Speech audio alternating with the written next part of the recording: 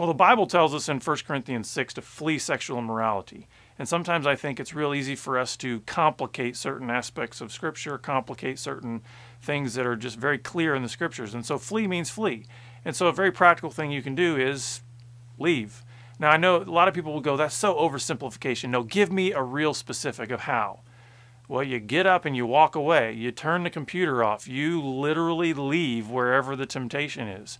And I know that sounds very simple, but I think sometimes even in recovery, we often can complicate things. And one of the things we try to do when we are helping folks is realize that recovery is really actually about simplifying your life. It's about getting back to the basics. What pornography and sexual addiction often do is they complicate our lives. They make our lives much more difficult and burdensome than they were ever intended to be. And so we just can take a very simple directive such as flee sexual immorality and take it at face value and walk away. Now, a specific scenario might be that if you're really struggling with internet pornography, which a lot of people struggle with internet pornography, then the idea of what's a practical thing to do when I feel that urge, well, number one, you can turn the computer off.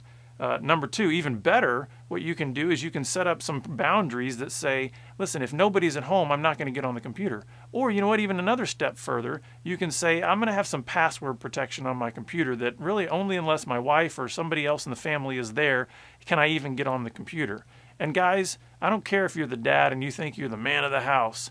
You need to have some protection on the internet. And so that's one practical thing that you can do to help actually not necessarily curb the urges, but stop them before they go too far when it comes to internet pornography. Another thing you can do practically is, let's say we hear from a lot of guys that their temptation comes in the form of them being out at the grocery store, at the movie theater, at the mall, or something like that.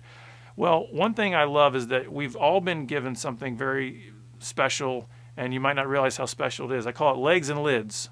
We have legs and we have eyelids, okay? And so we need to start incorporating those into how we are going to deal with the urges that we have. You've got legs, guys. Get out of the mall. Get out of the movie. You can stand up in the middle of a movie and walk out. I promise you won't spontaneously combust. You can do it. But you just need to leave. Another thing you can do is, let's say you're in a scenario where it'd be very difficult for you to actually get up and leave. You're in a conference room and you're in a meeting, you're in a sales appointment, you've got to be there, and you're really being tempted by a woman who's dressed pretty provocatively. You don't have to look. Sometimes I've heard guys say that the most temptation they face is when they're at church. And so one thing you can do is you can close your eyes. You can look away. There are things that you can do in order to leave and flee the temptation.